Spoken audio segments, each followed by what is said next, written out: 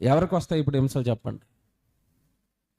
క్రీస్తు యేసునందు సద్భక్తి, వాక్య సంబంధమైన భక్తి, దేవుడు బైబిల్లో ఏదైతే చెప్పాడో అది నేను చేస్తాను అని వాక్య సంబంధమైన భక్తి జీవితానికి నువ్వు ఎప్పుడైతే వచ్చావో, అలా వచ్చిన వారందరికీ ఆనందం. చూడండి, అక్కడ నీకే శ్రమ, నీకే కష్టము రాకుండా నువ్వు హాయిగా ఉన్నావు అంటే మన భక్తిని చెక్ చేసుకోవాలా. మన భక్తి వాక్యానుసారమైన భక్తేనా, సద్భక్తేనా? దేవుడు బైబిల్లో చెప్పింది నేను చేస్తున్నానా? చేస్తే ఖచ్చితంగా శ్రమలు వస్తాయి.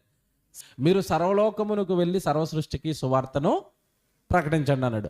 ఆ మాట నువ్వు పాటిస్తే శ్రమ సంతోషమా చెప్పాలి నాకు, చెప్పండి. సువార్తకి వెళితే హాయిగా ఉంటుందా? ఇరుకులు, ఇబ్బందులు, బాధలు, శోధనలు, అప్పులు బాధలు, తిరస్కారాలు, అనారోగ్య సమస్యలు, ఆర్థిక సమస్యలు ఎన్నో వస్తాయండి. ఏం చేసే వాళ్ళకి? సువార్త చేసే వాళ్ళకి. ఆ లేఖనం అలాగే ఉంటుంది. నేను ఏమి చేయను, ఆదివారం గుడికి వచ్చి వెళ్ళిపోతున్నావు. శ్రమలా సంతోషాలా? మీకు అర్థం అవ్వాలి ఇప్పుడు లేఖనాలు.